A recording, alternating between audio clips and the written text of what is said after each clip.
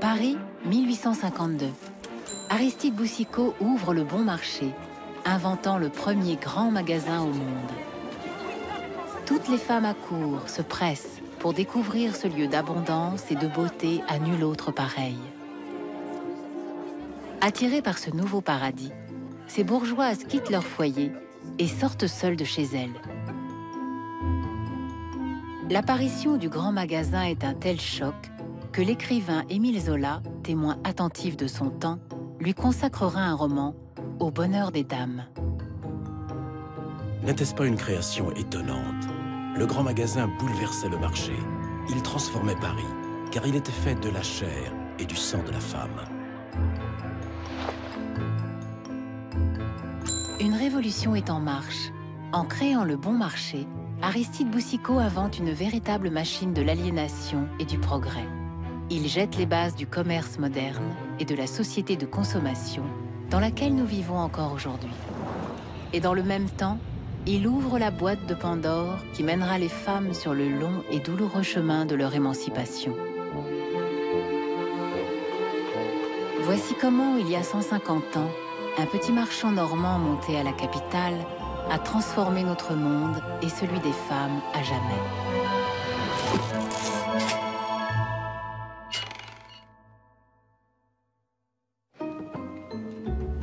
Rien apparemment ne prédisposait Aristide Boucicaut à un destin exceptionnel.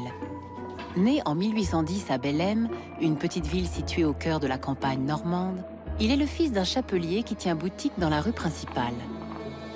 À 18 ans, il quitte Bellême pour aller vendre des articles de bonneterie sur les marchés de Normandie. À travers cette rude vie de nomade, le jeune Aristide apprend les premiers rudiments de son métier. Comment il faut rassurer les acheteurs les plus méfiants et comment il faut pousser les belles fermières à ouvrir leur porte-monnaie. Après ces 7 années d'apprentissage, Boucicaut a un avenir tout tracé. Il ne lui reste plus qu'à reprendre la boutique de son père et à épouser une fille de la région. Mais l'homme a un tout autre tempérament. Il a soif d'apprendre et de découvrir ce qu'il ne connaît pas encore. À 25 ans, il décide de monter à Paris pour tenter sa chance. Cet homme est à l'évidence un entrepreneur. Il est impétueux, aventureux, toujours impatient de passer à l'étape suivante. C'est un battant. Il essaie tout de suite de monter à Paris, ce qui n'était pas inhabituel à l'époque. La plupart des grands entrepreneurs venaient de province. En fait, les 2/3 de la population parisienne étaient nés en dehors de la capitale. La capitale qu'Aristide découvre en 1835 est sombre, sale et délabrée. Les ruelles étroites du centre sont surpeuplées. Les échoppes sont petites et mal approvisionnées. Avant l'âge industriel, les gens possédaient très peu de choses. Quelques vêtements, peut-être un petit tabouret en bois, de la literie, une casserole. Il n'y avait pas grand-chose à acquérir. Et posséder des biens constituait plutôt une gêne.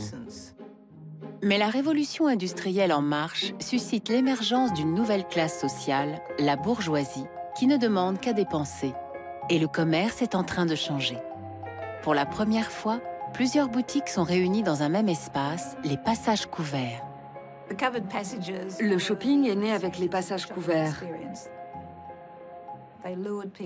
Ils attiraient les gens à l'écart de la rue et constituaient un havre de paix dont le monde extérieur était exclu. Ils formaient un petit labyrinthe à travers Paris. Ils étaient sûrs, on n'allait pas y être la proie des pickpockets, ni y être éclaboussé de boue. C'était une sorte de cocon où on pouvait marcher lentement, flâner de boutique en boutique. L'apparition des magasins dits de nouveautés marque une nouvelle étape dans cette évolution.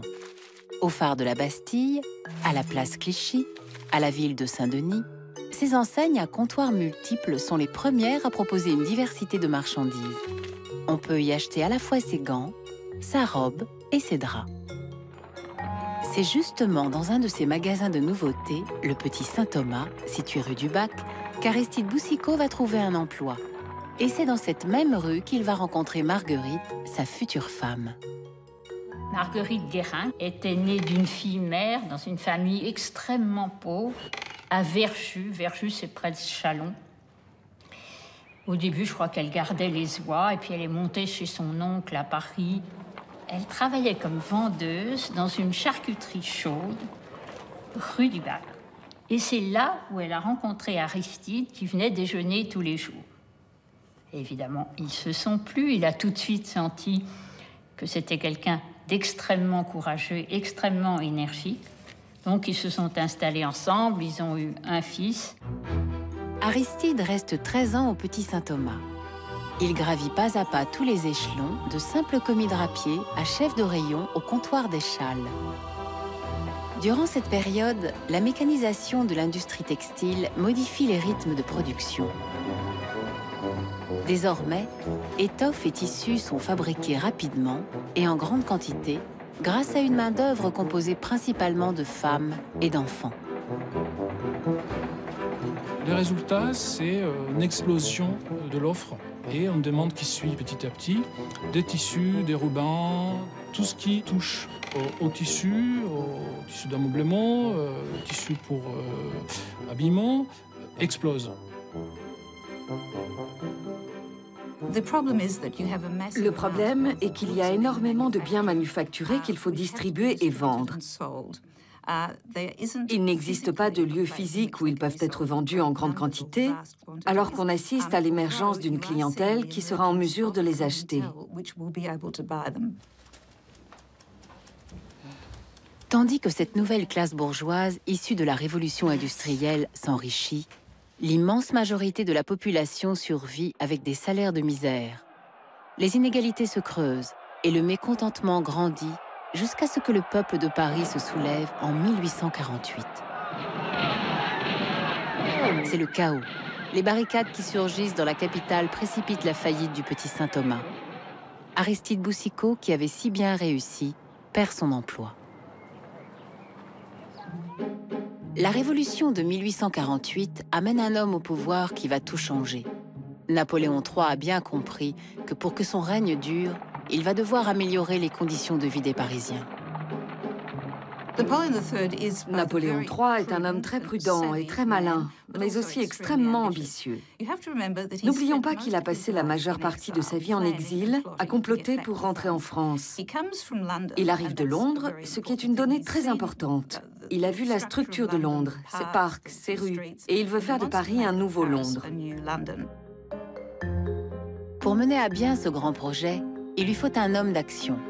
Ce sera le baron Haussmann que Napoléon III nomme préfet de la Seine en 1853, avec la mission d'aérer, unifier et embellir la ville pour faire de Paris la capitale la plus prestigieuse de l'Europe. La modernité étant de mise, le baron demande à Charles Marville d'utiliser un nouveau procédé technique, la photographie, pour conserver l'image émouvante des maisons et des rues qui bientôt ne seront plus. Haussmann fait abattre plus de 120 000 logements insalubres. Des quartiers entiers sont rasés, laissant place à des parcs et des squares.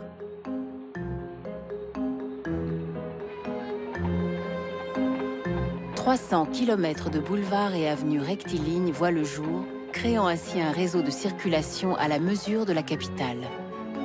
Jamais, de toute son histoire, Paris n'avait subi une métamorphose aussi rapide et aussi radicale. » Plusieurs idées sous-tendent cette métamorphose. La première est la sécurité politique. On peut tirer au canon sur un boulevard, y faire passer la cavalerie, chose impossible dans une ruelle. Mais les boulevards servent aussi pour l'apparat, et ils vont être annexés par la bourgeoisie, cette classe sociale particulière qui s'élèvera au pouvoir pendant la période de grande stabilité du Second Empire. Ils ne sont pas comme les aristocrates, ils n'ont ni rang, ni sang, ni terre pour assurer leurs arrières. Ils n'ont que leur fortune du moment. Ils doivent donc la montrer et convaincre les autres de leur pouvoir. Les grands boulevards et leurs théâtres s'imposent comme le centre de la vie parisienne. Devenu le lieu de flânerie préféré des habitants de la capitale, Ils sont le symbole de ce Paris moderne et bourgeois qui aime se montrer et s'amuser. C'est la période propice pour les gens qui ont des idées, de l'énergie, et pour les visionnaires, car il y a de l'argent. Et on voit apparaître une classe d'entrepreneurs, parmi lesquels Boucicaut. Il n'a ni nom, ni fortune, mais du flair et de l'audace. Il pressent qu'il va pouvoir tirer parti des changements qui s'annoncent. Le vent de modernité qui souffle sur la société parisienne est pour lui une véritable opportunité. Aristide Boucicaut est la quintessence de l'entrepreneur, du preneur de risques. Mais il sait très bien ce qu'il fait. Il croit à sa bonne étoile et il est convaincu qu'il peut réussir. Après 13 ans comme employé, Aristide se met à son compte. Grâce à ses économies et à la vente d'un héritage Percheron, il s'associe à Paul Vidot, propriétaire d'un magasin de nouveautés à l'enseigne au Bon Marché, situé rue du Bac, qui vend des draps, du tissu, des articles de mercerie, des matelas et des parapluies. En 1852, le Bon Marché est peut-être un cran au-dessus de la petite boutique. 12 employés, un chiffre d'affaires de quelques centaines de milliers de francs, une poignée de rayons, ça ne va pas bien loin. Personne ne s'attend à ce que ça devienne le plus grand magasin du monde. Aristide Boucicaut commence à mettre en pratique ses idées novatrices sur le commerce. Jusqu'alors, les boutiquiers n'avaient qu'un objectif, vendre le plus cher possible.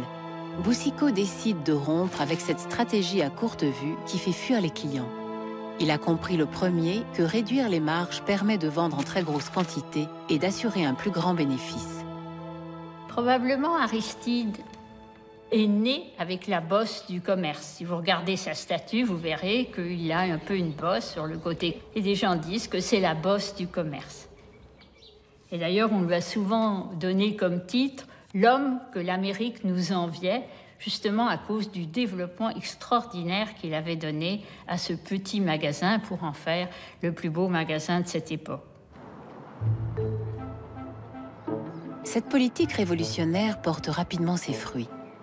En 8 ans, Aristide Boucicaut multiplie par 10 le chiffre d'affaires du magasin, qui passe de 500 000 à 5 millions de francs. Cependant, Paul Vidot, effrayé par l'audace et les innovations de son associé, sort de l'affaire en 1863.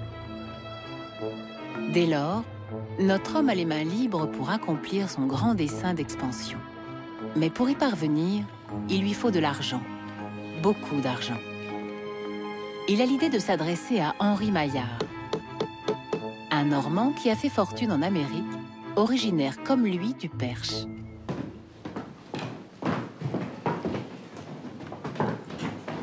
Mon cher Maillard, comment allez-vous?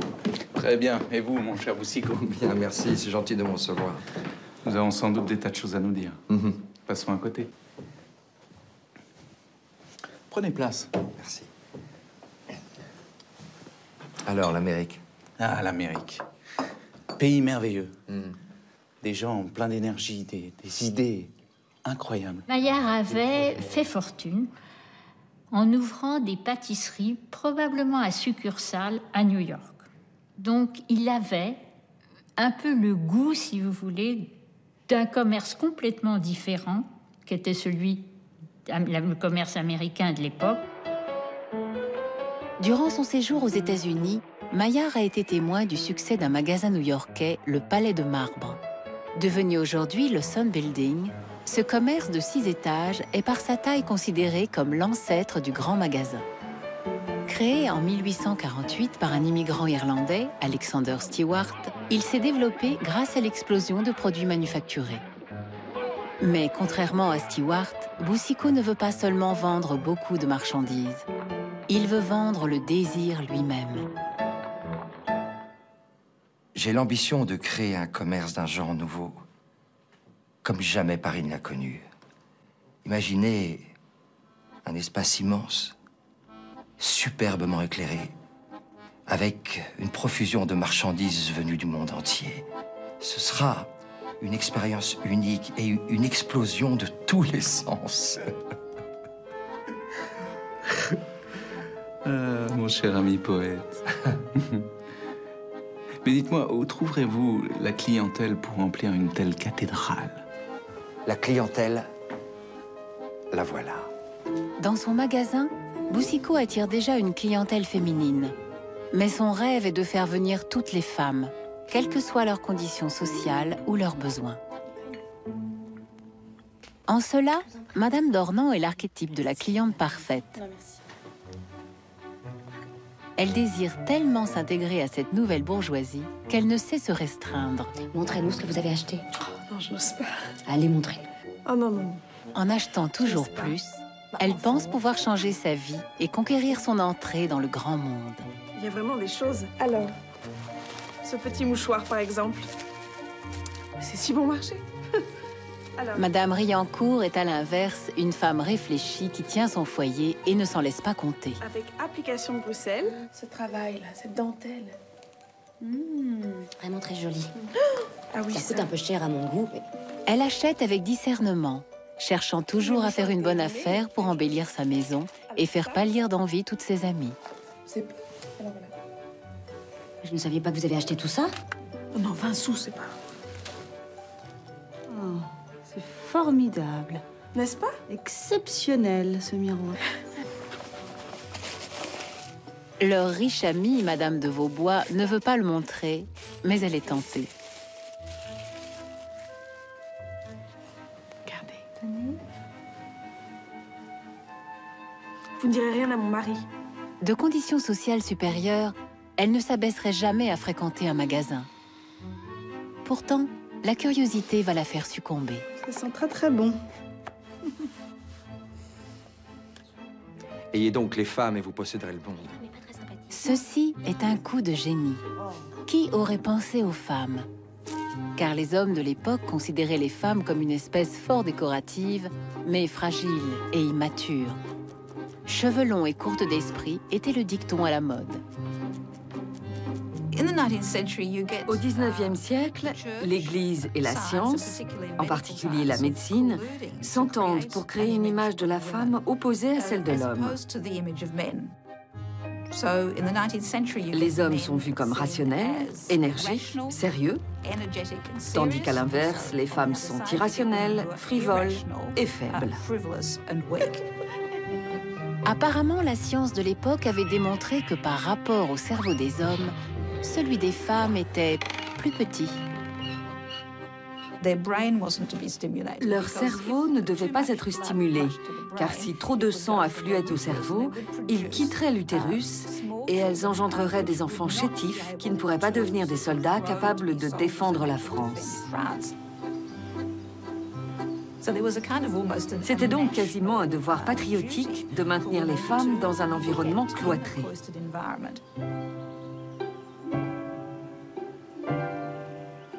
Ce qui, pour une femme de l'intelligence de Madame Riancourt, était une perspective des plus démoralisantes. Car pour ces anges de vertu, il n'y avait rien de plus excitant à faire que d'aller visiter l'église et le cimetière, les seuls endroits qu'une femme respectable pouvait fréquenter sans son mari ou son chaperon.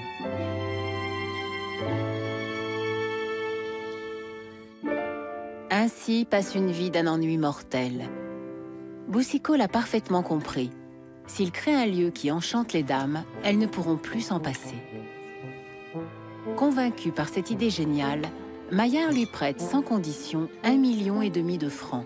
C'est une somme énorme, mais que Boucicaut remboursera en moins de 8 ans.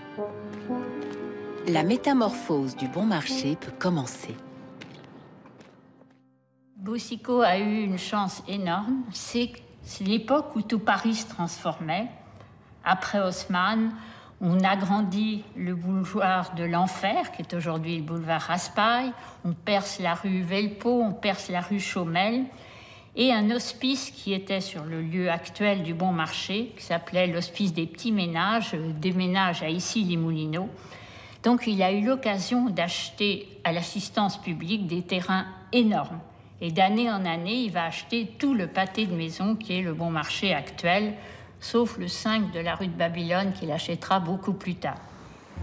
Pour aménager une telle superficie, Boucicaut rêve d'un nouveau type de construction qui ferait appel à ce qu'il y a de plus moderne en termes d'architecture. L'utilisation du fer va en être la clé.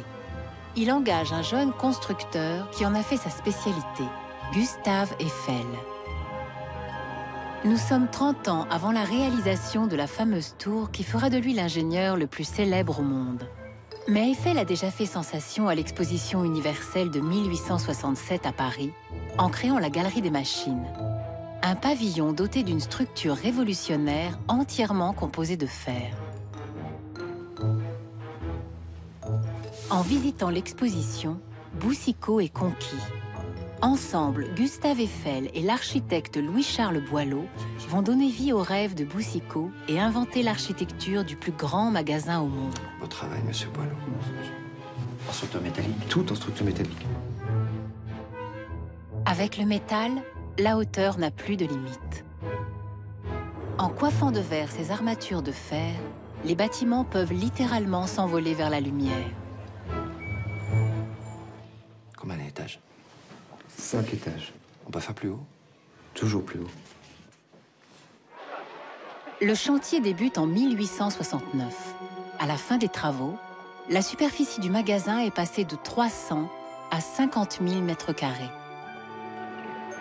Lorsque le Bon Marché rouvre ses portes, il est devenu une gigantesque cathédrale. C'était comme une nef de gare, entourée par les rampes des 2 étages, coupée d'escaliers suspendus, traversée de ponts volants. Les escaliers de fer, à double révolution, développaient des courbes hardies, multipliaient les paliers. Et tout ce fer mettait là, sous la lumière blanche des vitrages, une architecture légère.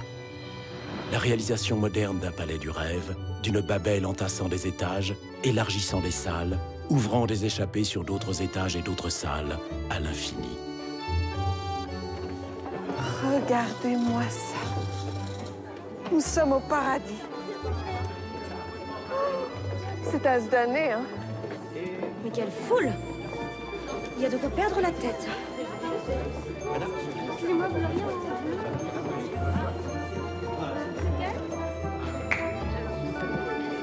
Tout dans le magasin d'Aristide Boucicaut est inédit, y compris les règles du commerce qui nous semblent si normales aujourd'hui. On peut entrer librement et sans obligation d'achat.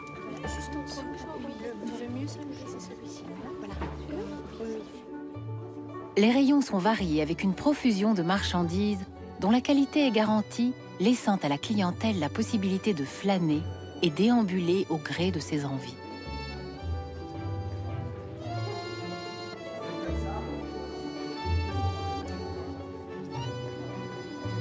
À 42 ans, Boucicaut a passé de longues années à observer les clients. Il a compris qu'il faut leur rendre l'achat agréable.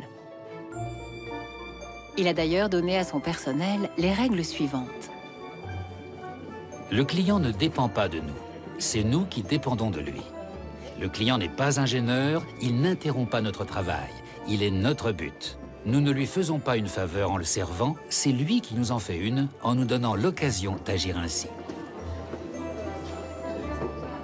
Le client roi, ou plutôt la cliente reine, est né. Oh, n'est-ce pas adorable? Cette robe est superbe, une pure merveille. Oh, c'est le prix qui est une pure merveille. Il me la faut. Le grand magasin a la particularité d'indiquer le prix sur les marchandises. Et c'est une nouveauté.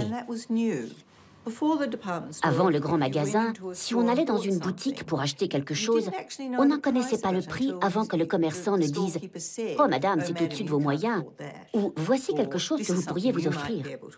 Il n'y avait jamais d'étiquette et la femme ne pouvait donc pas juger par elle-même. Puis-je regarder cet objet et le désirer? Pourrais-je me l'offrir? Le grand magasin lui donne cette possibilité. Mais il ne suffit pas de bien parler aux clientes et d'afficher les prix. Il faut les séduire en déployant une telle profusion de couleurs et de textures qu'elles ne pourront se retenir d'acheter. Bonjour, monsieur Boucicaut. Bonjour, Alphonse. Qu'est-ce que vous faites, là? Mais pourquoi vous voulez ménager l'œil? Au contraire, il faut l'aveugler, Alphonse, il faut l'aveugler. Regardez, il faut mettre du rouge, voilà. Il faut mettre du jaune. Boucicaut comprenait l'importance de l'étalage mieux que quiconque à son époque. Il savait utiliser les couleurs, les matières, jouer sur la profusion de marchandises pour créer une atmosphère qui susciterait le désir d'acheter. Et vous verrez, après, elles ne pourront pas résister. Hein? Au travail, Alphonse, au travail. Boucicaut a créé dans son magasin une expérience complètement nouvelle. Madame Dornan, Madame Riancourt et toutes les autres clientes peuvent non seulement regarder, mais aussi toucher. Le concept d'essayer avant d'acheter est né. Boucicaut sait qu'en tenant l'objet dans leurs mains, ses clientes n'auront qu'une envie, le posséder. Et posséder, les femmes le sont. Tout Paris accourt. Il concilie toutes les idées de la vente au détail apparues dans les années 1830-1840. Mais Boucicaut trouve la formule pour les conjuguer de façon nouvelle et spectaculaire. Les ventes s'envolent. En quelques années, le chiffre d'affaires du bon marché passe de 7 millions à 21 millions de francs. Un succès fulgurant qui ne tarde pas à faire des émules. Un ancien employé de Boucicaut, Jules Jaluzeau, ouvre un peu plus tard sa propre enseigne au Printemps. Et contrairement au Bon Marché, qui se situe un peu trop à l'écart du centre névralgique des grands boulevards, ce nouveau grand magasin s'installe à quelques pas de la gare la plus importante de l'époque, Saint-Lazare.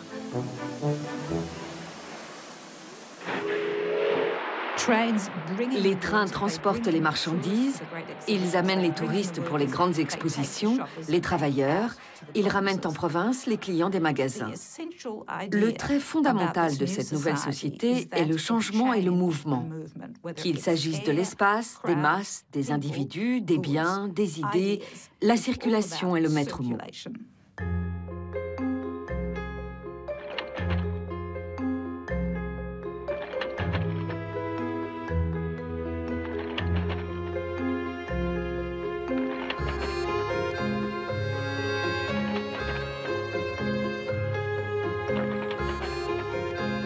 Le monde change et s'accélère sous le regard attentif d'un observateur de l'époque qui comprend que circulation et vitesse sont les fondements de la modernité.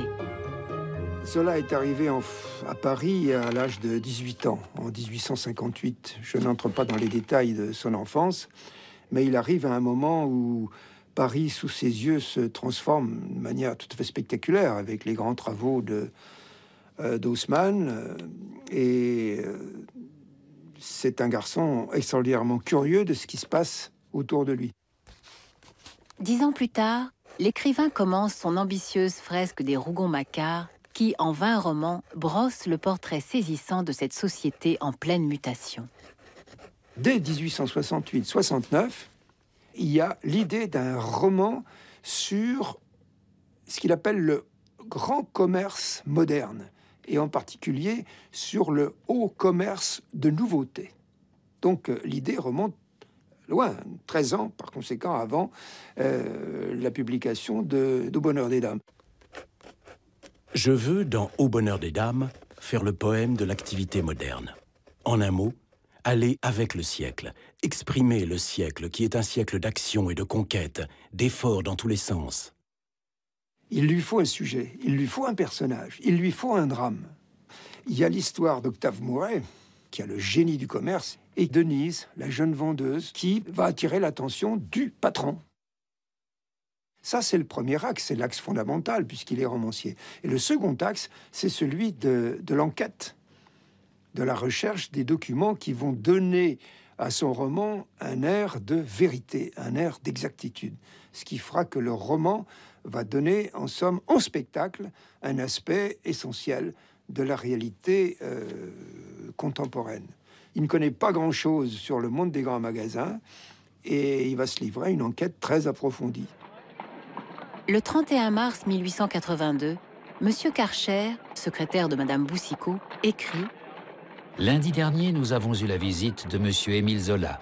Il a voulu visiter le Bon Marché parce qu'il a le projet d'écrire un roman dans lequel il sera question d'un magasin de nouveautés. Je lui ai montré toute la maison et il a été fort émerveillé. Zola mène une véritable enquête de terrain. Il prend des notes et des croquis de tout ce qu'il voit. Des rayons de la mode à l'ameublement, des vestiaires du personnel au service des expéditions. Tout l'intéresse. Il visitera même les cuisines et la salle des machines. Pour Zola, le grand magasin, comme le monde des chemins de fer, c'est quelque chose qui est absolument caractéristique à la fois du dynamisme de la société nouvelle, qui tourne comme une locomotive et qui ne cesse à la fois d'absorber de l'énergie et de fabriquer de l'énergie. Le grand magasin, c'est une énorme machinerie qui a cette espèce de caractère mythique de produire de l'argent, de toujours produire davantage de l'argent. Toujours plus d'argent, car toujours plus de marchandises. Boucicaut pousse la logique des magasins à comptoirs multiples à son comble. Il recrée la structure familière des passages couverts avec leurs dédales d'allées et leurs petites boutiques, mais à une échelle monumentale. Avant, pour acheter un balai, on allait dans un magasin, un jouet, un autre magasin, des chaussures aussi, tandis que là, on pouvait trouver groupés dans le même magasin, depuis un sac de voyage jusqu'à un faux col, jusqu'à un biberon de bébé, et plus tard du matériel photographique, etc. Donc, on trouvait tout dans le grand magasin. Chaque rayon est organisé comme un magasin indépendant, avec ses vendeurs et son chef de rayon, responsable de ses achats. Pour les clientes qui entrent dans le bon marché pour la première fois, l'expérience est un étourdissement. Elles sont confrontées à une expérience totalement inédite. C'est presque comme un grand bazar oriental. C'est un monde de rêve, un monde imaginaire. Mais un monde imaginaire très soigneusement et habilement construit. Le bon marché offrait l'explosion de tous les sens à laquelle Boucicaut avait rêvé. Il cristallisait tous les désirs et abritait toutes les tentations. Happée par l'effervescence et la magie du lieu, aucune femme ne pouvait désormais lui résister.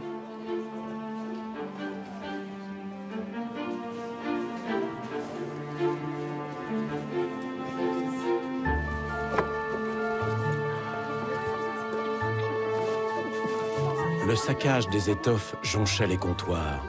L'or sonnait dans les caisses. Tandis que la clientèle, dépouillée, violée, s'en allait à moitié défaite, avec la volupté assouvie et la sourde honte d'un désir contenté au fond d'un hôtel louche. Boucicaut avait créé pour ces femmes si convenables un espace de liberté.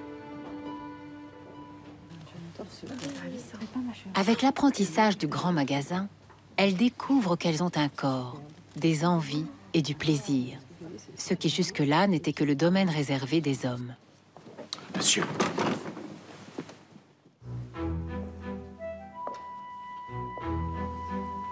Mais pour une femme comme Madame de Vaubois, dont le statut le plus précieux est sa vertu, le magasin peut être le lieu de tous les dangers.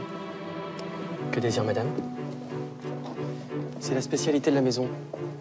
Ce sont des gants de chevreau de la meilleure qualité. Voulez-vous les essayer? Ici? Bien sûr. Asseyez-vous.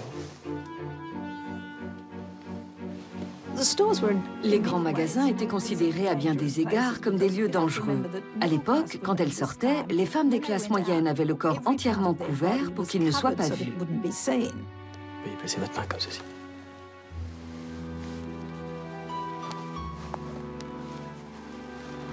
Quand un homme que vous ne connaissiez pas caressait vos doigts, c'était une expérience extraordinaire. Je ne vous fais pas de mal, madame. Non. Non. Ça va. Certaines trouvaient ça parfaitement choquant et d'autres allaient peut-être dans les grands magasins plus souvent que de raison pour acheter des quantités de gants.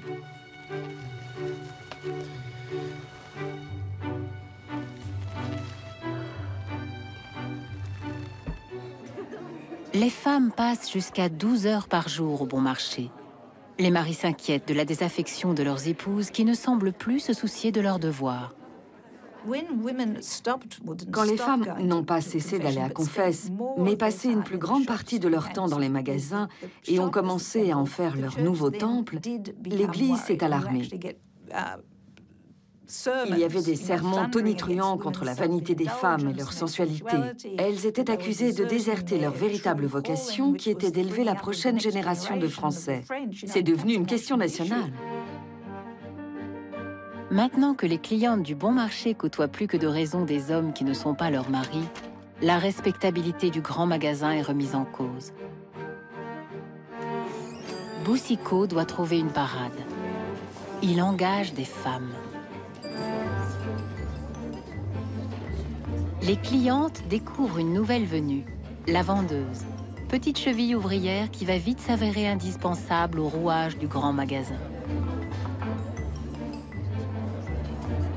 La multiplication constante des rayons nécessite une main-d'œuvre toujours plus colossale, à la démesure du bon marché. En 30 ans, l'établissement passe de 12 à plus de 4000 employés. Les femmes en composent plus de la moitié. Mademoiselle Martin a à peine 20 ans. Montée à Paris pour chercher du travail, elle ne revient pas de s'être fait embaucher dans le plus grand magasin de la capitale. Pour la première fois, elle entrevoit la promesse d'une vie meilleure. Car à cette époque, une jeune femme d'origine modeste n'avait comme toute perspective d'avenir que d'être bonne chez les riches ou de vendre son corps au plus offrant.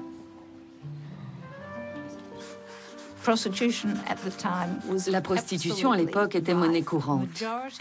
La majorité, et quand je dis majorité, j'entends 99% des hommes, fréquentaient régulièrement des prostituées. Et c'était le gagne-pain d'une immense partie de la population féminine. Pour ces filles pauvres qui n'étaient pas mariées et étaient des proies faciles, le grand magasin représentait une véritable sécurité. Tout d'abord, il offrait à ces femmes un endroit où vivre. Elles logeaient dans les étages supérieurs du grand magasin lui-même. C'était donc un foyer qui leur permettait de devenir beaucoup plus cosmopolites, indépendantes et d'avoir des ressources financières. Mais l'indépendance se payait au prix fort. Le travail était extrêmement dur. Debout, 13 heures par jour, à piétiner dans les rayons, en gagnant à peine de quoi survivre. Il fallait répondre aux moindres souhaits de ces dames et n'être pas trop jolie pour ne pas provoquer leur envie. Sans compter la menace permanente d'un renvoi brutal. La cliente n'avait pas d'obligation d'achat et laisser filer une cliente qui n'a rien dépensé, c'était dangereux. Et les faire plusieurs fois, ça pouvait signaler le licenciement. Chaise. Pour les patrons, les femmes étaient là pour ça, pour être bon marché, docile, mal organisées. Plus loin. Bien, madame. Corvéable à merci, licenciable à merci. Vous souhaitez voir quelque chose en particulier, peut-être? Tout en uniforme, noir, impeccable, de la tête aux pieds. Il paraît qu'elle n'avait même pas tellement le droit de s'asseoir. J'ai lu les règlements. Il serait difficile à faire passer aujourd'hui. Mais c'était, pour elle, inattendu d'avoir un emploi, d'avoir cette sécurité. Et c'était en fait la première libération des femmes qui avaient leur propre salaire, leur autonomie, et qui finalement s'est énormément développée avec le temps. Mais elles ont commencé comme vendeuses dans les rayons du bon marché. Boucicaut bâtit son empire en exploitant cette main-d'œuvre féminine si désireuse de travailler. Mais dans le même temps, l'homme surprend, car il met en place un système de protection sociale pour ses employés totalement inédit à l'époque. Dès 1863, il fait chômer les dimanches et jours fériés, instaure des congés payés et une caisse de retraite. Et il crée une prime d'intéressement pour ses vendeuses comme pour ses vendeurs. Il a fait des choses extraordinaires pour le personnel. Les jeunes qui venaient de province, les garçons étaient logés ici dans des chambres rue de la Chaise. Et toutes les jeunes filles, il y en a certaines qui étaient logées ici, la rue du Bac, au-dessus des écuries. Il y avait un médecin perpétuellement à demeure s'il y en avait un qui n'était malade au bon marché. Il y avait un réfectoire gratuit parce qu'il n'était pas sûr que ces petits employés peu payés mangeaient à leur faim. Donc il y avait un réfectoire, les repas étaient gratuits. Tout ça extraordinaire. Et pas pour 3 personnes, puisqu'à la fin, dans les années 80-90, il y avait 4000 employés. Mais les hommes et les femmes continuent d'être traités différemment. Si les vendeurs acquièrent vite le droit de manger dehors à la pause déjeuner, les vendeuses, elles, sont enfermées à clé. Comme elles ont l'air d'être au régiment de la misère en habit noir, ces filles pauvres en robe de soie, sous les allures de poupées forcées au sourire éternel. Très vite, les grands magasins, le bon marché en tête, deviennent de véritables institutions. Il y a une réclame, une publicité de Printemps qui dit carrément les grands magasins, le Printemps, c'est le royaume de la femme, c'est un palais enchanté, c'est le palais de caprice, c'est le palais où la femme règne, c'est le palais où la femme commande. Et dans ce sens-là, c'est révolutionnaire. Et ce qui paraissait impensable jusqu'à présent arrive. Les Parisiennes sortent seules dans les rues de la capitale pour se rendre dans leur nouveau paradis.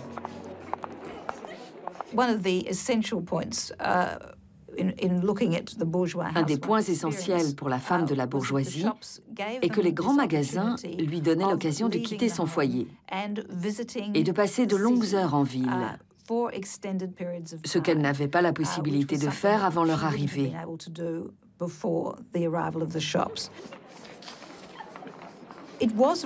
C'était une révolution que les femmes puissent sortir, seules ou avec d'autres femmes, et passer la journée dehors. Le génie des grands magasins a été de pourvoir à tous leurs besoins. Ils ne se contentaient pas de vendre des marchandises et des rêves, ils prenaient aussi en compte tous les aspects pratiques. Car au Second Empire, une femme respectable ne pouvait assouvir ses besoins intimes dans les lieux publics, quitte à se rendre malade à force de se retenir. Qu'à cela ne tienne, Boucicaut crée au bon marché les premières toilettes pour femmes.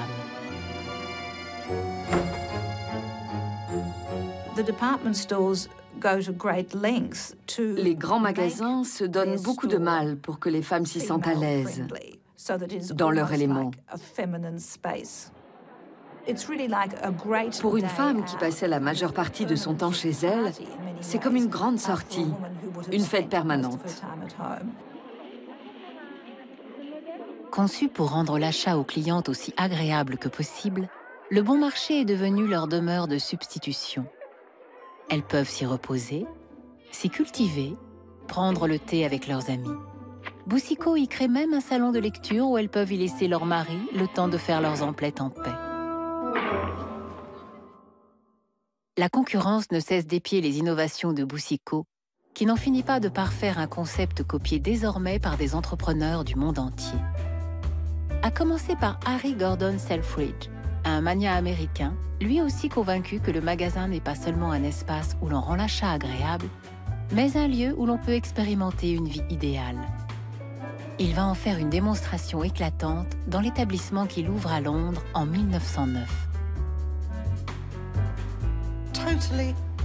Un niveau de service clientèle jamais vu. On pouvait faire coudre un bouton de veste qu'on avait perdu, nettoyer ses gants, renfiler ses perles, repolir ses verres de lunettes. Et on pouvait y aller soi-même. On n'avait pas à envoyer sa bonne ou à s'y rendre avec son mari. La politique de Selfridge, c'était que les gens prennent du plaisir dans le magasin. Je tiens dans les mains une vraie clé en argent. Il y a un petit anneau à l'extrémité pour l'accrocher au bracelet à breloques qui était très en vogue à l'époque. Elle était donnée aux hôtes, comme Selfridge les appelait. Pas des clientes, des hôtes.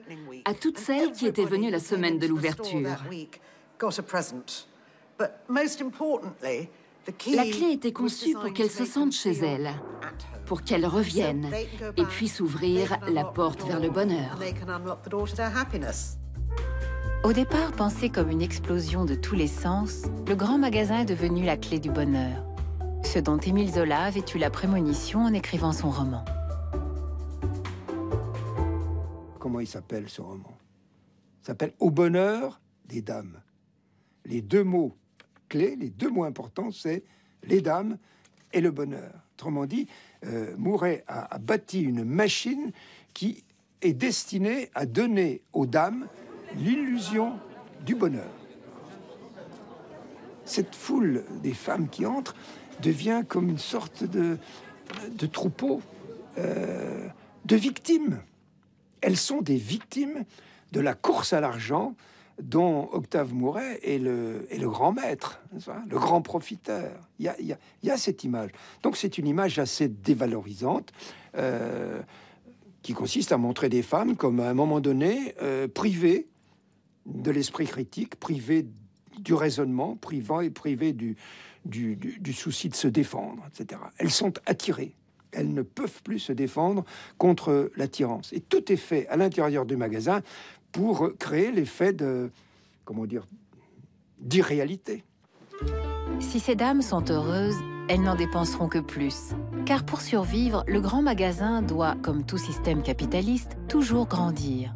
Et donc, constamment créer de la nouveauté pour séduire une clientèle dont on a encouragé la frivolité et les caprices. C'est ainsi que naît la mode. Mode, consommation et modernité se concilient très efficacement au tournant du siècle et s'alimentent en permanence de sorte que l'industrialisation croît. Mais comment distribuer tous ces biens? C'est là que la mode va jouer un rôle crucial. S'habiller dans l'air du temps devient si essentiel pour les Parisiennes qu'un nouvel établissement entièrement dédié à la mode, les Galeries Lafayette, voit le jour en 1894. Créé par Théophile Bader et Alphonse Kahn, ce grand magasin, avec son décor somptueux à l'image de l'Opéra Garnier situé à quelques mètres de là, veut faire rêver les masses populaires qui fréquentent les grands boulevards en leur offrant des articles de confection à petit prix. Ils ont eu un grand succès très vite parce que, en fait, ils démocratisaient la mode. Et le dimanche, sur les champs de course, il envoie les stylistes copier les robes que les grands couturiers ont fait pour les dames élégantes. Il travaille dans ces ateliers qui sont installés dans le coin, la rue Taitbout, rue de la Chaussée-d'Antin. Il travaille dans la nuit et le lundi matin, dans ses vitrines, il installe les robes qui sont les copies de ces femmes élégantes à des prix tout à fait accessibles.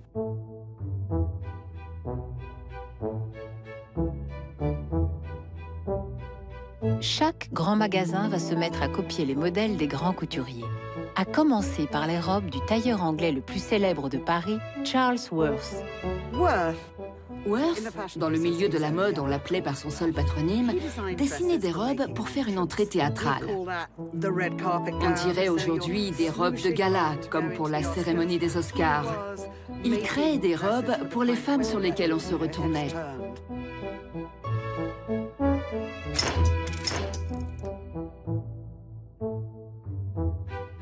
Worth introduit une autre notion, celle de la mode de saison.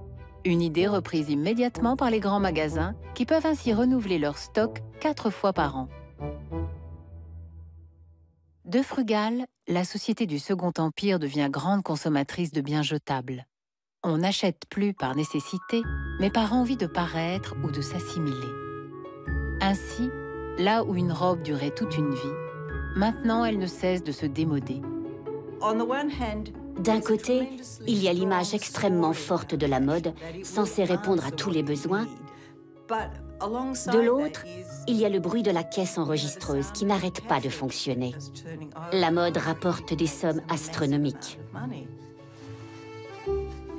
Pour satisfaire la demande toujours croissante de nouveaux modèles, les couturières ne suffisent plus.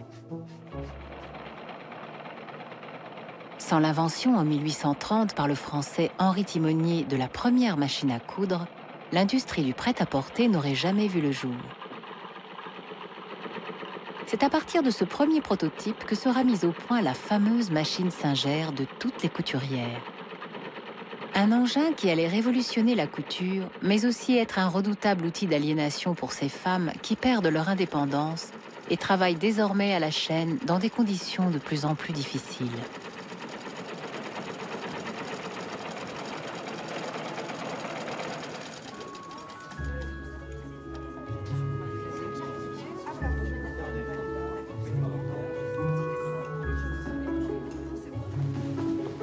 Bonjour, mesdames. Vous désirez quelque chose? Oui, mon amie est fort intéressée par cette robe. Bien sûr, madame. Allez-y, je vous en prie. Mais si la démocratisation du prêt-à-porter permet à toutes les bourses de s'offrir de jolies robes, encore faut-il pouvoir se conformer aux nouveaux standards de taille. Je vais l'essayer. Tout de suite, madame. Avec l'apparition de vêtements plus standardisés, on se trouve grosse, maigre, trop grande, etc. Les femmes deviennent elles-mêmes des produits. Elles perdent leur individualité. Eh bien, où en sommes-nous? C'est-à-dire que...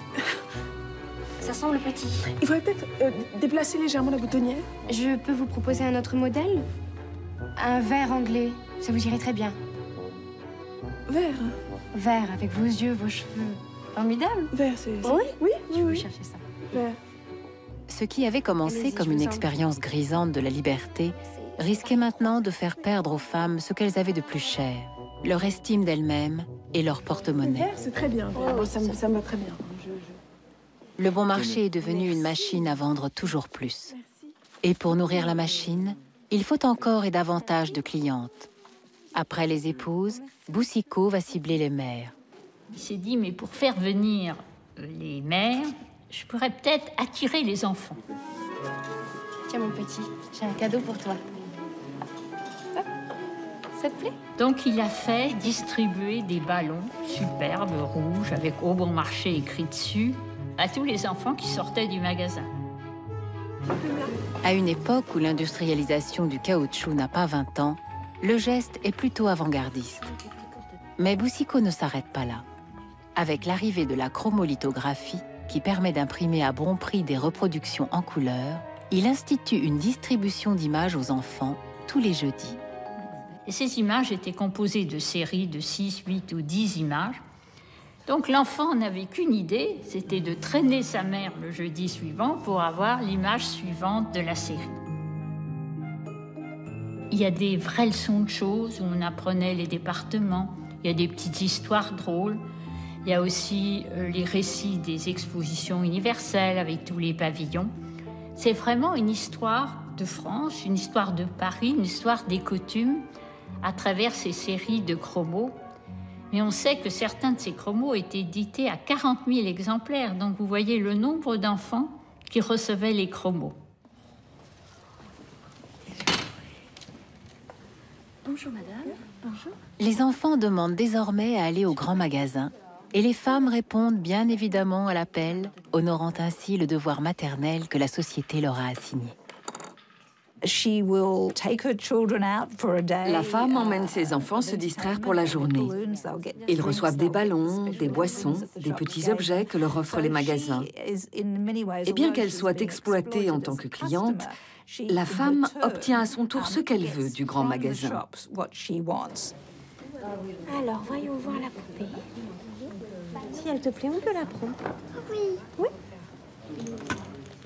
Mais les cadeaux se payent. Très vite, les femmes sont culpabilisées.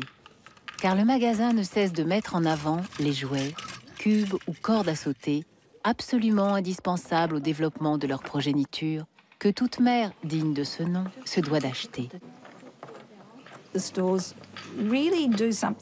Les grands magasins font une chose jamais faite auparavant, qui est d'associer anxiété et biens de consommation. Brièvement apaisée par l'achat, l'anxiété reprend ensuite de plus belle. Pour des clientes aussi influençables que Madame Dornan, la stratégie marche à merveille, tant elle a à cœur d'être une mère modèle. Sans le grand magasin, on ne sait pas ce qui est disponible. Son objectif est de générer l'intérêt pour ce qui est nouveau et différent. En s'adressant aux enfants, Boucicault est une fois encore en avance sur son temps. Il a compris le premier tout le parti qu'il peut tirer de ces consommateurs en herbe appelés à devenir ses futurs clients. Il leur consacre bientôt des étages entiers. De l'autre côté de l'Atlantique, à Philadelphie, John Wanamaker va aller plus loin encore. Son magasin, créé en 1877, a disparu. Mais ses idées ont contribué à fonder les règles du commerce moderne en Amérique. Dans sa jeunesse, l'homme avait failli devenir pasteur. En fin de compte, il se servira de la foi pour attirer les clients en transformant des fêtes religieuses et folkloriques comme Noël, Pâques, la Saint-Valentin ou Halloween en occasion de dépenser sans compter. Auparavant, on offrait déjà des cadeaux. Mais le grand magasin développe le concept de frénésie d'achat de fêtes de fin d'année, qui va finir par constituer une part très importante de ses bénéfices. Avec Noël, Wanamaker s'assure un succès qui devient planétaire. Mais aussi nombreuses soient-elles, les fêtes religieuses ne suffisent pas à assurer un flot continu de revenus. Là encore, Aristide Boucicault va innover. Après les fêtes de Noël, vous avez beaucoup vendu, parce que c'était pas tellement Noël à ce moment-là, c'était les étrennes. On faisait beaucoup de cadeaux, non seulement aux enfants, mais à tout son entourage. Un matin d'hiver, il trouve que son magasin est vraiment un peu vide. Il se dit, mais au fond, tout est blanc dehors. Si je ressortais un peu tout ce que j'ai de blanc dans le magasin. Il fait changer tous les étalages, il fait descendre tout le rayon de blanc et il lance la mode du blanc. Le blanc, c'est tout simplement l'invention géniale des soldes d'hiver. L'art de créer du neuf avec du vieux pour liquider les stocks et faire place nette avant d'accueillir les nouvelles collections.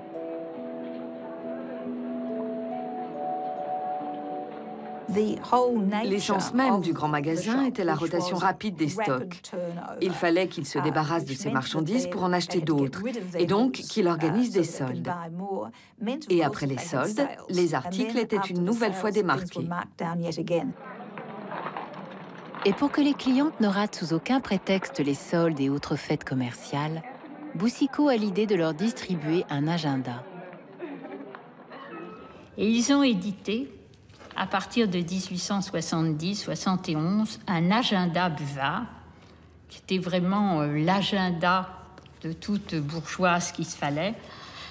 Et dans cet agenda, elle pouvait suivre au jour le jour ce qui allait se passer au bon marché.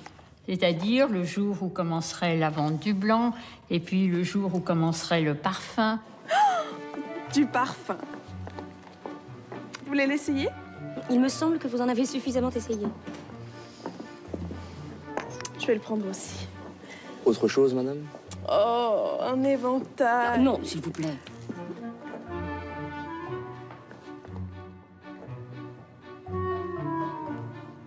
Mais achetez ce qu'il vous plaît. Vous pourrez toujours retourner l'article s'il ne vous convient pas. Vraiment? C'est fabuleux. Je vais le prendre aussi. Madame Dornan est une proie facile. Par contre, Madame Riencourt n'est pas aussi malléable. La femme d'intérieur retourne la situation à son avantage. Elle achète en solde, emporte des articles qu'elle rapporte ensuite, ce qui n'était pas possible avant. Tel est prix qu'il croyait prendre. Pour la première fois, certaines femmes comme Madame Riencourt dévoient le système qui était jusqu'à présent si bien rodé. Les femmes rapportaient la marchandise qu'elles avaient achetée 1 an, voire 5 ans plus tôt. Souvent, les robes avaient des marques de transpiration. Peu importe, la croissance du magasin continue de façon exponentielle. En 10 ans, le chiffre d'affaires du bon marché a encore triplé pour atteindre 20 millions de francs. Mais Boucicault doit continuer d'alimenter la machine. L'année 1870 marque son invention la plus remarquable, le catalogue de vente à distance. Si vous ne pouvez venir au magasin, alors le magasin viendra à vous. Ici, on a un des trésors des archives du Bon Marché. C'est un catalogue de confection pour dames. Alors voilà ce qu'on leur proposait. avec des noms ravissants. Le Passant, l'Oriane. Ces catalogues sont une source, une mine pour la mode, parce que d'année en année, on voit leur évolution.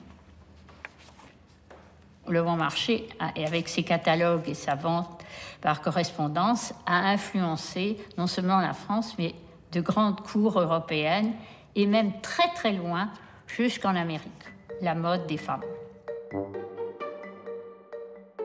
Les archives du Bon Marché montrent qu'en 1902, des catalogues sont envoyés dans le monde entier. De la Turquie à la Tunisie, de la Grèce à l'Australie. Plus de 6 millions de catalogues sont postés chaque année.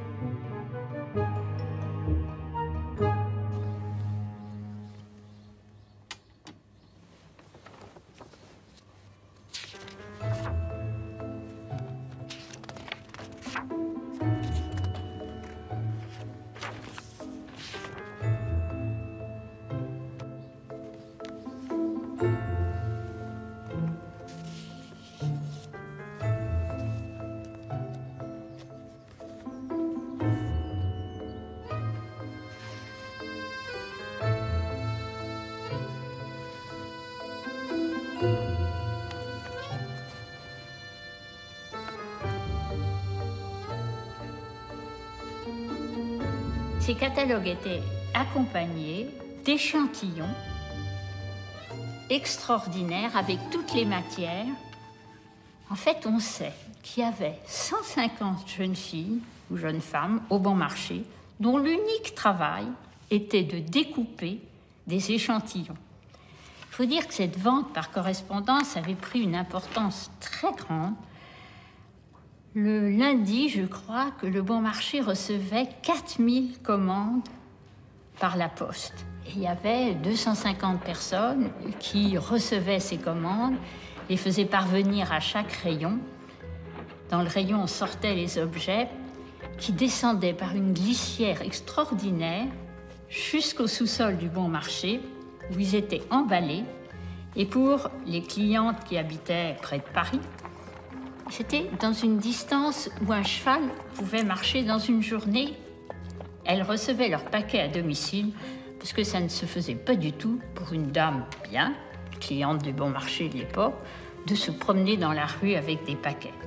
Donc il fallait qu'on lui apporte ses paquets à domicile, et ça a été une des grandes victoires du Bon Marché, une de ces grandes nouveautés, c'est qu'ils avaient, je crois, 150 voitures attelées qui tous les matins partaient dans différentes régions.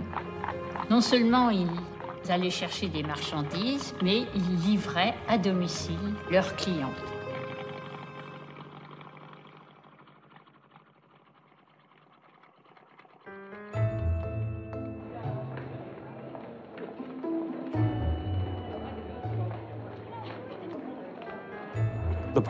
Les grands magasins comprennent que tout peut être transformé en objet de consommation. Il s'agit de trouver le moyen de créer de nouveaux produits à l'infini. La culture de consommation repose sur cette nouveauté et sur la redéfinition de notre vie en fonction de la consommation. Les catalogues ne vendent pas seulement des marchandises, ils encouragent un certain mode de vie. En feuilletant ces catalogues, on peut reconstituer l'univers des classes moyennes de l'époque. Garde-robe, mobilier, tout ce qui constituait leur mode de vie si important pour elles. Ils reflètent parfaitement cette culture que les grands magasins contribuaient à modeler. C'est un encart dans un journal de 1889. J'y vais doucement parce qu'il est très fragile. Ici, on voit les distractions auxquelles on pouvait se livrer. Donc déjà des raquettes, mais c'était avec des volants. On commençait à voyager beaucoup. Donc on trouve des malles, des valises en osier. Et le plus drôle, c'est peut-être la tente et le lit pliant qu'on vous présente roulé. Donc vous voyez, on imaginait déjà le camping et la vie à l'extérieur. Grâce au catalogue, le grand magasin pénètre dans les foyers et séduit de nouvelles clientes en nourrissant leurs aspirations les plus secrètes.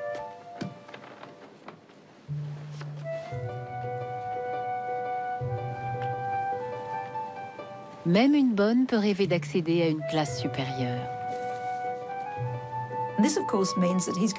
Il va donc attirer inévitablement un autre type de clientèle.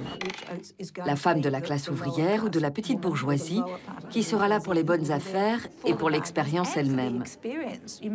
N'oublions pas que les gens ne venaient pas seulement pour acheter, mais pour faire l'expérience de ce bâtiment et de cet environnement extraordinaire. Ah, ça j'aime beaucoup. Ah oui. Ah, c'est très élégant. Ah, il paraît que c'est la dernière mode. Comment distinguer l'aristocrate de l'ouvrière, l'honnête femme de celle de petite vertu, puisque toutes portaient les mêmes vêtements et fréquentaient plus ou moins les mêmes endroits, les boulevards et les boutiques.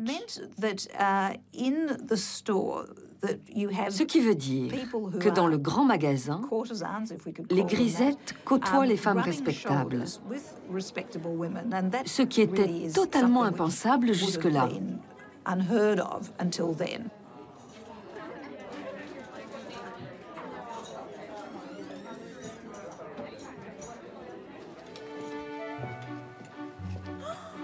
Quel joli vase! J'en ai jamais vu de pareil. C'est vrai qu'il est très joli. À mon avis, c'est une pièce unique. En effet, c'en est une. Il sera parfait sur le guéridon de mon salon. Ah bon? Chez vous? Quel est son prix? 350 francs. C'est un peu cher, non, pour vous? Oui, c'est un peu cher. Mais après toutes les économies que j'ai faites pendant les soldes, je peux me l'offrir. Mademoiselle, je vais le prendre. Mais vraiment? Ah oui. Excellent choix, madame. Le désir est une émotion moderne. À quoi bon éprouver du désir s'il est impossible de l'assouvir ou de le satisfaire, au moins momentanément? Et à l'inverse, si on éprouve du désir sans satisfaction, autant se trancher la gorge. C'est à vous rendre folle.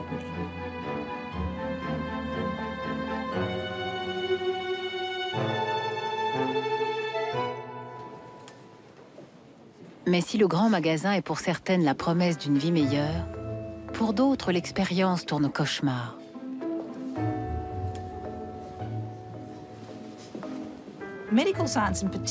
La médecine était fascinée par les femmes. Elles étaient considérées comme des hystériques qui non seulement criaient et hurlaient, mais perdaient littéralement la tête. Il n'y avait apparemment pas d'hommes kleptomanes. La kleptomanie était l'apanage des femmes.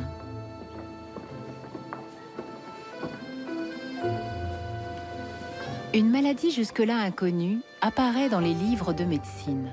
La kleptomanie, ou le syndrome de voler pour le plaisir. La pathologie de la maladie associe le vol à des pulsions sexuelles. En 1905, on peut lire dans le journal de la psychologie ce témoignage d'une kleptomane. Lorsque je vole de la soie, je suis comme ivre. Je tremble, mais pas d'effroi face à mon geste sordide. Je n'ai qu'un désir, aller dans un coin et la froisser entre mes doigts. Ce qui me donne des sensations de volupté plus fortes encore que celles que je ressens avec le père de mes enfants. Mais les psychiatres commencent à se poser des questions. La cause est-elle chez la patiente ou dans le grand magasin lui-même?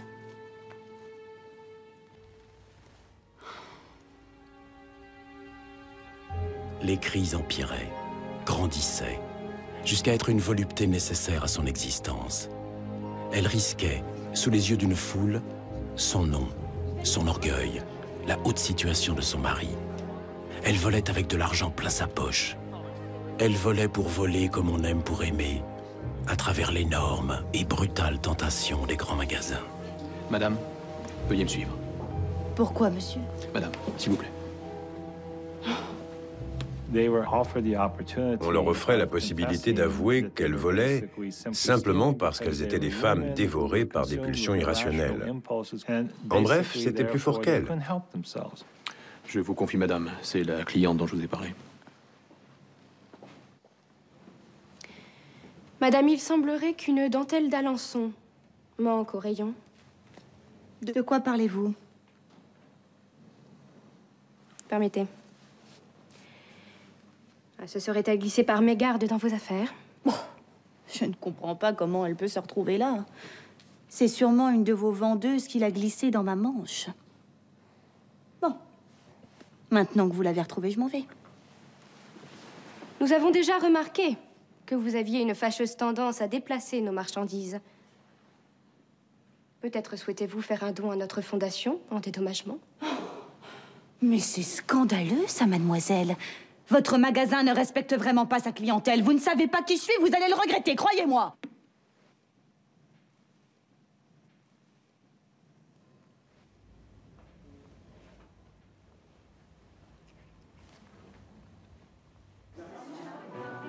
Pulsion du vol, pulsion de l'achat. La femme se retrouve prise au piège des grands magasins. Après l'avoir étourdie avec leurs étalages, ils se nourrissent de son désir et de ses frustrations. Ils avaient éveillé dans sa chair de nouveaux désirs. Ils étaient une tentation immense où elle succombait fatalement, cédant d'abord à des achats de bonnes ménagères, puis gagnée par la coquetterie, puis dévorée.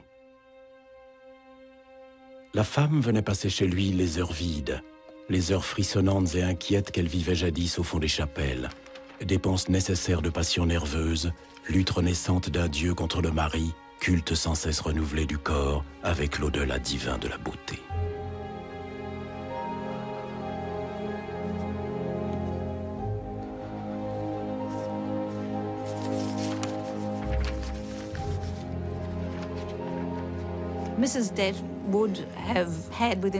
La femme endettée avait dans son cercle d'amis quelqu'un qui pouvait arranger une rencontre avec un homme qui l'aiderait à éponger ses dettes. En d'autres termes, qui paierait ses factures.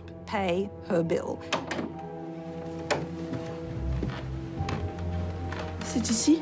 Oui.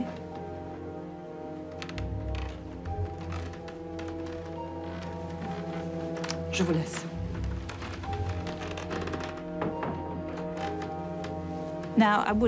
J'insiste sur le fait que c'était plutôt rare, mais cela arrivait assurément à des femmes de la petite bourgeoisie qui devaient absolument trouver un moyen de payer leurs dettes.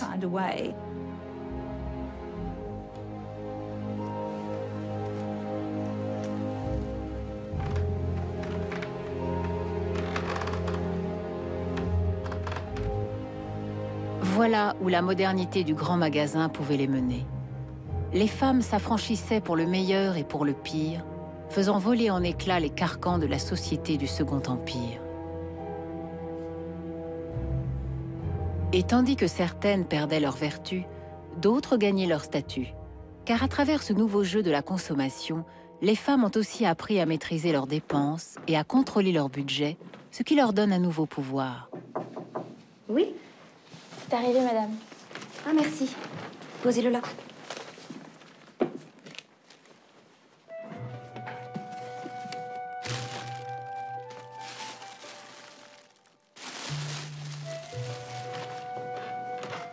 Jusque-là cantonnées dans le monde domestique, les femmes occupent désormais une place dans la sphère économique. C'est la première étape sur le chemin de leur émancipation.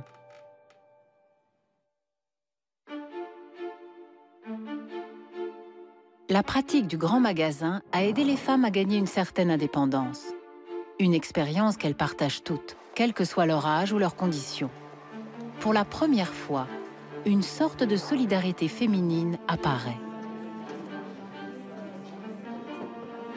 La solidarité des clientes est peut-être le début de la libération de la femme.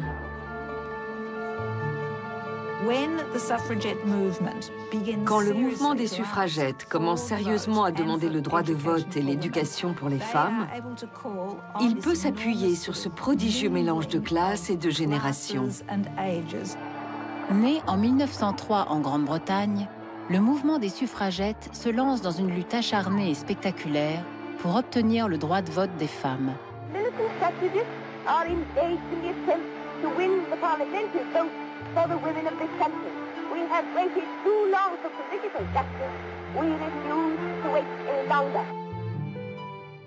Les premières réunions du mouvement se tiennent à Londres, dans les salons de thé du grand magasin Selfridges. Malgré leurs bonnes manières, ces ladies ne vont pas hésiter à faire la grève de la faim ou à mettre des bombes pour arriver à leur fin. Harry Selfridge suit de près le mouvement. Il permet aux activistes de distribuer leurs tracts à l'extérieur du magasin, convaincus que cela amènera plus de clientes à l'intérieur. Regardez, c'est fascinant. Il y a un grand encart publicitaire pour Selfridges. Beaucoup de détaillants soutenaient le droit de vote des femmes. Ils ciblaient les consommatrices. Selfridge apporte un soutien financier à la cause des suffragettes, tout en faisant de la publicité pour son magasin. Ces femmes sont des clientes comme les autres. Ils gagnent une fortune en leur vendant tout le nécessaire de la militante moderne. Articles intéressants de divers rayons, certains aux couleurs du mouvement, sacs à main, rubans, gants, articles de correspondance de suffragettes, papier résistant. J'aime bien ça, du papier résistant pour des temps durs. Ou peut-être était-ce pour des femmes coriaces qui écrivaient des lettres chocs. Des femmes coriaces, mais délicatement vêtues. Les suffragettes pensent que la mode est essentielle pour réfuter les stéréotypes masculins qui les décrivent comme des extrémistes laides, racornis et stériles. Elles demandent à leurs sœurs de s'habiller en conséquence. Les suffragettes doivent être élégantes, affirme Christabel Pankhurst, la responsable du mouvement. Elles ont un code vestimentaire précis. Les modérées portent des vêtements pratiques. Les plus radicales s'habillent de robes de dentelle blanche qu'elles achètent, bien évidemment, à Selfridges. Elles étaient magnifiquement vêtues. C'étaient souvent des femmes de la haute société, très cultivées, très aristocratiques. Ce mouvement transcendait les classes et les générations. Mais en 1912, les suffragettes se retournent contre le grand magasin.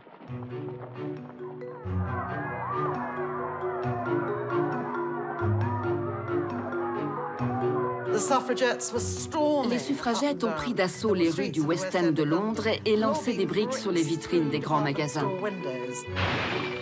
Accusé de payer à ses employés du sexe féminin des salaires ridiculement bas, le grand magasin est devenu le symbole de l'exploitation des femmes.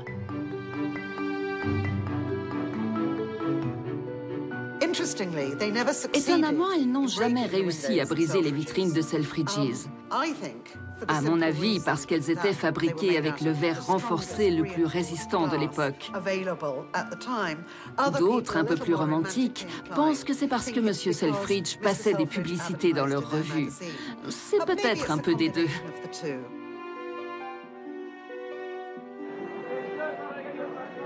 Tandis que la révolte des femmes embrase les rues de Londres, à Paris, le jeu des promotions garantit la paix sociale.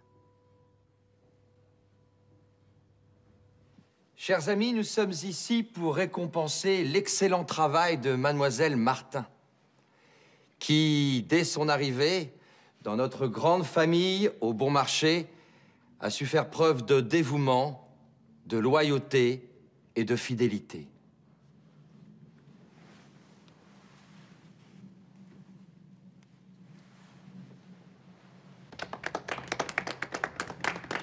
Mademoiselle Martin a tout appris. Elle est prête à s'installer à son propre compte. Comme elle, nombre de femmes vont accéder par le travail à l'indépendance et au pouvoir économique. Beaucoup d'entre elles commencent comme associées dans des magasins de province. Mais c'est indubitablement un pas hors de la misère pour les femmes.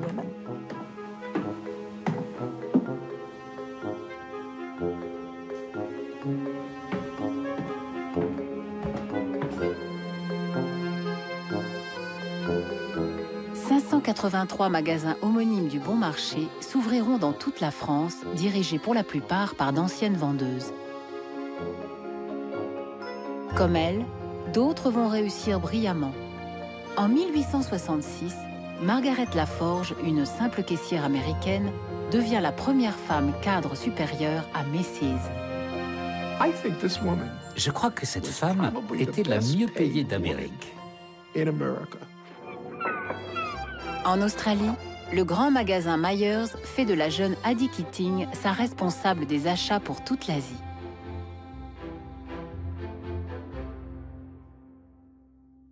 Ce n'est rien comparé à celles qui vont se retrouver à la tête d'un grand magasin. Marie-Louise Jay, vendeuse au Bon Marché, mariée à un autre employé, Ernest Cognac. Ensemble, les Cognac Jay vont créer une véritable institution, la Samaritaine. Elle est le parfait exemple de celle qui est passée du bas au sommet de l'échelle. Mais le parcours le plus éclatant est celui de Marguerite Boucicaut, qui, après avoir commencé comme simple gardeuse d'oies, va prendre la tête du magasin par lequel tout a commencé. Car Aristide Boucicaut n'a guère le temps de savourer son triomphe. Il meurt en 1877 à 68 ans, quelques années à peine après la première expansion du Bon Marché. Marguerite, restée longtemps dans l'ombre de son mari, devient responsable de leur empire. C'est seulement après sa mort qu'elle a repris en main, avec son fils qui malheureusement est mort 2 ans après, les rênes du Bon Marché. Et en fait, Marguerite Guérin, donc Boucicaut, va toujours et tout au long de sa vie protéger les femmes. Elle a créé une allocation aux jeunes femmes qui accouchaient. Elle a fait une distribution de lait. Et d'année en année, plus leurs moyens étaient grands, elle a créé des hospices pour les filles mères à Châlons, à Fontenay-aux-Roses, à Bellem. Marguerite ira même jusqu'à faire construire un pont dans son village natal pour que plus personne n'ait à faire comme elle dans sa jeunesse, des kilomètres pour traverser la rivière. Elle continue le développement du Bon Marché tout en poursuivant ses œuvres philanthropiques pour la médecine et les femmes. Mais le don le plus extraordinaire de cette femme sans descendant, venue de rien, sera pour tous ceux qui avaient accompagné l'ascension du magasin. Et son testament en est la preuve.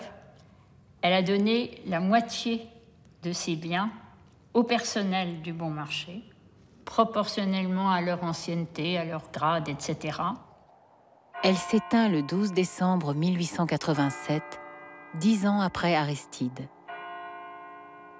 Si déjà les funérailles d'Aristide Boucicaut avaient été importantes et suivies par tout le personnel du magasin, les funérailles de Madame Boucicaut 10 ans après ont été ce que nous pourrions appeler de grandioses.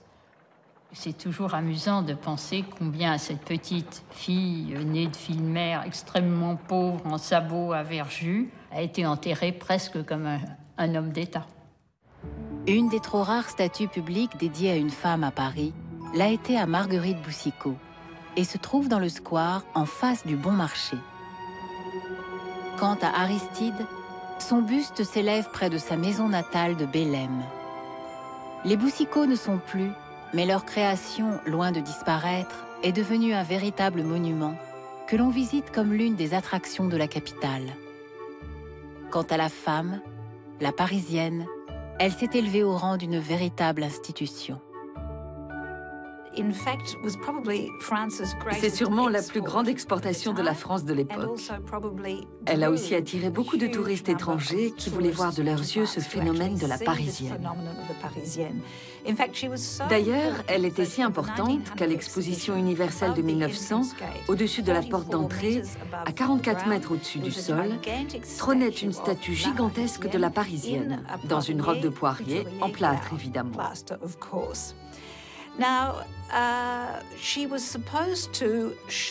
Elle était censée incarner la supériorité et la sophistication de la civilisation française.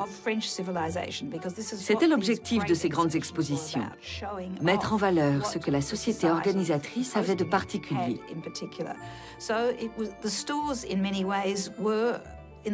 Les grands magasins ont joué un rôle prépondérant dans la création de cette créature fabuleuse, qui n'était pas née, mais fabriquée.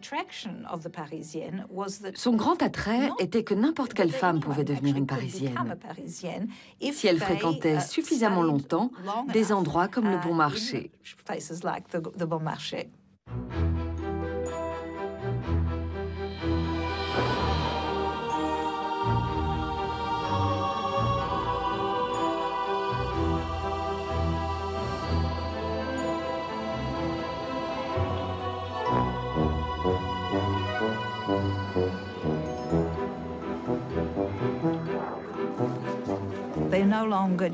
Ce ne sont plus des êtres passifs au foyer, des objets de décoration et de vénération. Ce sont des femmes qui ont de l'argent dans leurs petites mains gantées et qui commencent à investir les espaces publics. Bonjour. Tenez, signez ici, s'il vous plaît. L'acte d'achat est un acte d'autorité. Je peux par un transfert d'argent posséder des choses. C'est une façon d'acquérir du pouvoir, c'est séduisant.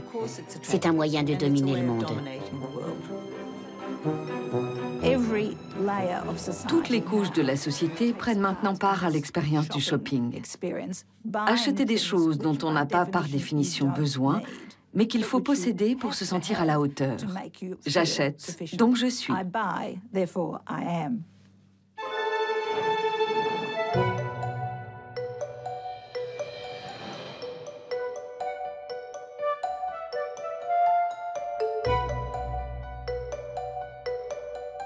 Restez avec nous, car elle shoot donc elle est. C'est l'histoire de Hayat, une jeune footballeuse turque forcée de faire un choix, une fiction.